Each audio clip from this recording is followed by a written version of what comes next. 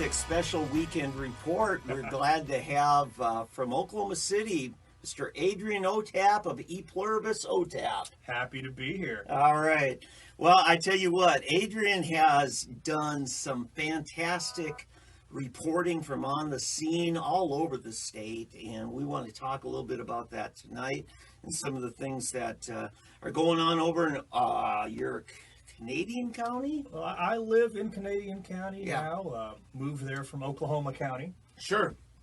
And your family's from there, right? Right. My wife's parents live there. Mm-hmm. The in-laws are, I think they might actually be in Cleveland County where brother and sister-in-law live. So we're kind of all in the Oklahoma City metro area. Yeah. Now, there's you and your wife there, and now your family lives here in Oklahoma, right? Right. My parents are a little further south down in Lawton. Now they're in Lawton. Yes. Now, last spring, I remember getting a bulletin from you about a terrible tornado that hit El Reno. El Reno, that was my wife's parents. That was her family. That was her family. Yes. They owned the hotel in El Reno that was destroyed by that tornado. Yeah, months later, I drove by there and saw that. I was on my way to a GOP meeting, and it's still just a slab of concrete. Oh, right. It is now. They finally did get the demolition crew out there, but the devastation and destruction was considerable. Yeah. In the aftermath, trucks were flipped over. There's a dumpster on the second floor. Yeah. Well, what was left of the second floor, most of that was gone. Sure it was. So speaking of Lawton. Yes. You had quite an eventful day in the summer. It was you and Mr. Tim Harper. Oh, yes. Were out there. You want to tell us what went on? Well, basically, they were doing a protest, close the camps protest. Okay, now this was at the time that Trump was like, what do we do with all these kids, right? Or these families. Kids and families and just other undocumented individuals, people not present legally in the United States, illegal aliens, if you will, and the plan was to house them temporarily at Fort Sill, at the Army base there. Okay, now didn't Obama set up Fort Sill to do the same thing? Absolutely. Okay. This was not a new thing when during the Trump administration when there were plans to do that. No, I assume these same protesters were there when Obama was opening it, right? I would assume as well, but I don't know for certain. I don't think there's record of anybody having problems back then, except Jim Bridenstine went down, our congressman, and he was kicked out. They said, you ain't coming here. Yeah. And he did not take that well. I wouldn't either if I were in his position, particularly, being a veteran as he is and a reservist. It's unconscionable to think that, one, they're not going to let a senior government official in, much less one that actually has a military ID card to get onto the base. Yes. That's just bonkers to me. But as Tim Harper, who I'm sure many of us are aware of, he and we were having this discussion at this protest amongst some of them, just explaining just why they would not want to cross that threshold into Fort Sill, because basically, once you get on that other side of the line, anything goes. Yeah. They'll do whatever they want to you, and there's not a whole lot that can be done about it once you're on that side. Yeah. Now, I watched your live feed that day. And then, of course, Tim Harper was carrying a live feed. Yes. Again, that's kind of been your form of journalism, whereas what Tim Harper calls an audit. Whatever's happening, he's going to film it as it's happening. Nothing's set up, nothing's rehearsed. Right. And when he does audits, he has a purpose in mind, whereas I'm out there just capturing the moment, the event. Sure. Just sort of to spread the word and allow greater access to these happenings to people that can't be there or might otherwise be unaware of these things. Okay, now how many protesters would you guess were generally a part of this event? It was a significant crowd. I would say there were a couple hundred people there. They were actively protesting, and as far as any counter protesters or people that didn't approve of what they were doing. Obviously, I was there, but I wasn't really engaging the crowd or getting into discussions or arguments with them. I noticed that. Now, Tim Harper on the other side. Yes, he was. I seem to recall he had about a 12-foot tall pole with the Trump flag. Yes, he was flying a Trump 2020 flag, and he was open carrying his handgun, and he had his GoPro chest mounted, and he has filming live with his phone. Yeah, and I think he may have had another firearm with him as well. I can't remember right now.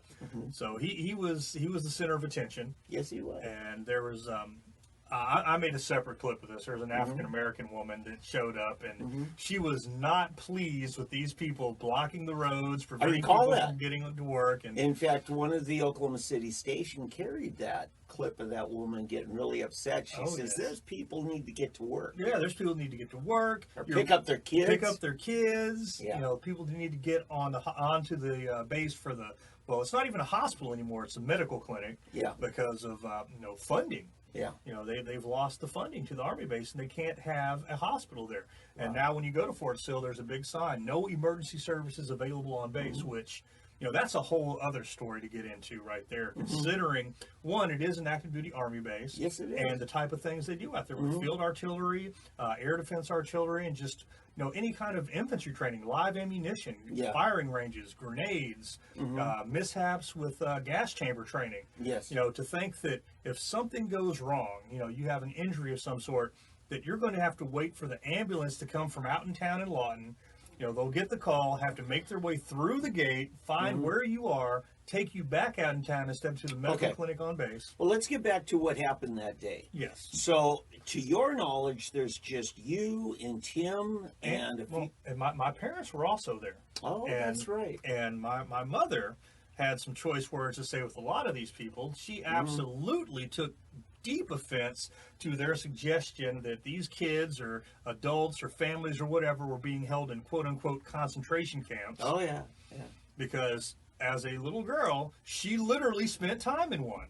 Ah. And so she told these people in no uncertain terms, you don't know what you were talking about. Yeah. And the news station from Wichita Falls, Texas, picked up on her and ran some stories on her and what her comments were. Good. So there were, as I recall, there were really no mishaps on that day, other than some chest bumping, right? Right. Particularly with Tim Harper for the entire time he was there, because he was such a visible target, and obviously, with the things that he was wearing, with the firearms and the Trump flag, easily identifiable as somebody there in opposition. So a number of these people, particularly some of the AIM, the American Indian Movement folk, and there were some Antifas there. Yes. The punch Nazis guy. Right. The punch Nazis. And so they would surround him and chest bump him, and at the end of the day, technically that's assault and battery, and it's unappreciated. And so, but they would try to form a barrier around him and keep him from seeing what needed to be seen, or just they were restricting his freedom of movement. Yeah. And they left me alone for the most part, and then Mr. Harper said some things that he probably shouldn't about me, and then I received some additional attention. But you're Indian. What sort? Dots or feathers? dots or feathers? Domestic or imported? Exactly. I know. What are you accusing me of? I know. What assumption have you made? Did you assume my gender and or ethnicity? Well, I don't know. Does that make you a particular gender? But the funny thing is, you had the organized tribal entities there from the North American Indians, right? No. Well, I wouldn't say that they had any representatives from any particular native nation. They had, American Indian movement people. Exactly. Which are not a tribe. They're a political activist group. They're a political activist group, and, their members come from various, native nations. I don't like using the term tribe. It just has negative connotations to it. Sure. But they are sort of a cross section. These are people that bear grudges, and they're upset with America and the conquering of natives, and we're all invaders, and they want their land back, and they support the Hispanic Reconquista movement, things that the National Council of La Raza supports and promotes, and things like good old Mr. George Lopez. Yeah, he's a vocal supporter of that sort of thing. But what I saw there, it seemed to be a group organizing that seemed to have their identity more with AIM. Right. Yeah. The majority of the people there were AIM and Dream Action Oklahoma, supporters of the Dreamers, and people that want more expanded rights and liberties for illegal aliens, and for them to be have their status normalized, allow them to get driver's licenses in Oklahoma, that sort of thing, and allegedly Black Lives Matter, Oklahoma City or Oklahoma was involved, but they really had a very minimal presence. Maybe 3 of their members were there. Okay, but what happened is, as a result of you being there and running video footage and putting it up on social media, and Tim Harper doing the same thing, you were able to educate the broader community here in Oklahoma of just what's going on, and give it a really clear narrative from at least your own perspective. And I would say Tim Harper would have to consider it a very successful day for him. Would you not? For what he wanted to do and the sort of things that he's involved in or has been involved in, yes, I would say so. It was very popular on his YouTube channel, News Now OKC. Very, very popular. Lots of views, lots of hits, lots of shares. So absolutely, thumbs up to Tim for being there. Yeah, and I think what it said to a lot of activists on the right is, you don't need to be afraid of this bunch. Oh, no. And I think that's exactly what your experience too was, that, hey, we can do this the right way, where you have your free speech, I have mine. Absolutely. Yeah. And as long as you can agree to disagree without being disagreeable, and you can interact, there might be some friction here and there, but I'm a believer in the idea that at the end of the day, you catch more flies with honey than with vinegar. Okay. So would you expect we're going to see a lot more of these kinds of demonstrations in 2020 with the election year going on? When you put it that way, yes. Just from the demonstration we had in Oklahoma City about a week and a half ago, a lot of the same people. In fact, the young Antifa individual from Chickasha that followed me around at this Close the Camps rally in Lawton. He was in Oklahoma City for this. 2 days later, right? 2 days later, there was a big protest of the sheriff's office. Oh, okay. So you're talking about on New Year's Day. No, I'm talking about what happened at Lawton. Just a couple days later, there's some hearings going on at the Oklahoma County Sheriff's Office. Okay, all right. Not at the Sheriff's Office or the jail, but it was the trust. Right, the jail. It was the first jail trust meeting at the Oklahoma County Courthouse, and that was a big to-do. Media was there, both your mainstream media or general market media, as well as your niche markets, Telemundo and whatnot. They were there, and a lot of people were there for public comment. And in fact, the number of people that signed up to make public comments, it kind of was overwhelming to the jail trust. And after that, they changed their criteria for making those comments to limit people to a certain amount of time and so on. But they're going to say at the same time, those same guys that we saw doing that audit down in Lawton, 2 days later, they're in Oklahoma City. So they're going to say the same thing about you. You get around too. Right. Well, and I want to bring this up when we talk about that first jail trust meeting. One of the officials from the Oklahoma County Sheriff's Office, one of the captains with the Sheriff's Department. Yeah. I ran into him later. It turns out that we both worked out at the same Gold's Gym in Edmond. Oh, okay. And so we had a conversation, and he didn't know who I was. So after seeing me at that first jail trust meeting, he actually thought that I was on the side of the protesters, basically. Oh. Speaking of, stereotypes and jumping to conclusions, but, he got to know who I was and what I was about and understood the error of his ways. And, we have a whole different relationship now. Okay. Now, this isn't your first rodeo. You've been doing this kind of community service, citizen journalism with your camera for how long now? Oh, goodness. I'd say maybe 2 years now, off and on. Okay. What is E Pluribus Otap?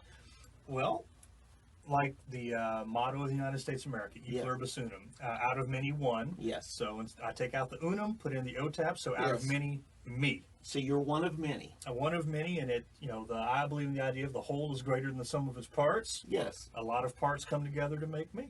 There you go. And you're bigger than all your relatives, huh? Well, Teasing, yeah. Well, my story begins and ends with me, and I live by the words of Teddy Roosevelt when it comes to the lack of need for hyphenated Americans. Okay, so, yes. So use this Facebook page, E Pluribus Otap, as a launching pad where you do your videos from, right? People can find your videos, your reporting, real time, whatever the meeting is, whatever the event is. You're right. I try to go live as much as possible. Mm-hmm. There are some times where signal strength and location make that not practical, but when it's pre-recorded or I record it for later broadcast, that at least gives me a chance to take it home, put it in the computer, tweak it a little bit. And then it's out there. And when you're going live, you're draining the battery quicker than just recording. Absolutely. Those things to do. I mean, these are just real devices. Okay, so you're doing that. Now, the types of things I've watched you do, a lot of government meetings, a lot of political organization meetings, and then some things are just protests that are going on, right? Yes. Would that be what you see as your niche now?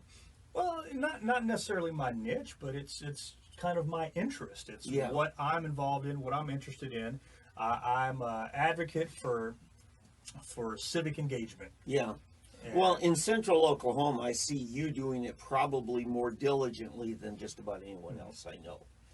Who are some of the other people you see out there doing that? We mentioned Tim's doing some of it. Right. Tim has done some of this in the past, and he's been very prolific with his First and Second Amendment audits. Right. His is a little bit different agenda. Right. It's a different agenda with what he has, and some people would say he's a little more provocative in his methods and the way he goes about it. Don Spencer from the Oklahoma Second Amendment Association has done some of these similar audits in the past, but when he does it, it's very focused and directed for purposes of gaining evidence. Yes. And so we can say, here's a violation of policy or state law. Yeah, and I think what Don has said is, I will go places where we've identified a problem that already exists. Whereas Tim's been a little broader than that. His just kind of roaming and roving. Right. He's roaming and roving and waiting for a response. Yeah. And when that response happens, he records it, streams it, and it's sort of let's give feedback. Let's see how law enforcement responds to it. Do they know what the laws are? That's kind of the essence of auditing, to see if people are doing things the way they're supposed to. Yeah. And sometimes they do, sometimes they don't, and he's taken one for the team a time or two. Yes, he has. Particularly when he's in this neighborhood in Tulsa. Yes. The Tulsa Police Department they're not a big fan of Mr. Harper, and he's felt the brunt of that. And I run into this with law enforcement everywhere. They seem to respect a local citizen more than somebody that they can identify as an outside agitator, don't you know? and I think people get labeled that way. Right. Okay, now I got a sense of what you're doing. We've seen some undercover surveillance that different people do as well. I think the predator work that Oklahoma Predator Prevention, OPP. Yes, you've got a little bit of connection with them, but you don't work with them. No, I don't work with them. I've met them. Yeah. We kind of travel in some similar circles. We know some of the same people, particularly through knowing Tim Harper, the people at Oklahoma Taxpayers Unite, and the things they do in Oklahoma City at their bunker studio. Okay. They've had OPP in a number of times. Yes. And I didn't prepare you for this, but let's say if you were to give us 3 bits of advice for somebody wanting to do this kind of just impromptu videotaping an event as it happens or a conflict as it's happening, what kind of advice would you give? Well, first of all, depending on what the event is, be mindful of your situation and surroundings. Keep your distance. Don't interfere in what's going on. Don't be surrounded. Definitely don't get surrounded. And if you're filming or recording any law enforcement activity, don't impede what they're doing. Make sure they're very that they use that as an excuse to shut you down. Right. You don't want that to happen. You don't want those types of legal entanglements. Yes. So keep your distance. Don't impede them. Make sure they have their space. You're just an observer. Okay. And we all have the right to do that. They're public officials and out in plain view, so we have every right to film them. Yes. Just stay out of their way. Okay. And then the other thing that I would say is not necessarily go looking for things, but if you're involved in something already that you think would be of interest to others of the public, by all means cover it and do it from the standpoint of increasing awareness and encouraging further civic engagement. My attitude is basically showing people, hey, if I can do this, you can too, and there's no reason for you not to. Now, here's another thing, because I've seen you and Tim go as, I don't know if you intended to be a team, but yet you 2 of you have shown up, particularly right after constitutional carry, or permitless carry came out. A walk down the street in Jason Lowe's district of Oklahoma City. Okay. You were there. Would you agree that it's probably wise to have a buddy along with recording separately in case there's an incident that you might need an extra camera angle? When you put it that way, yes. The more eyes, the better. And the more recordings, the better for some of these things. Now, even before constitutional carry went into effect, I've accompanied Mr. Harper on some of his open carry walks. Not necessarily an audit per se, but it could have turned into that if there was a law enforcement presence summoned to these things. Yeah. Okay.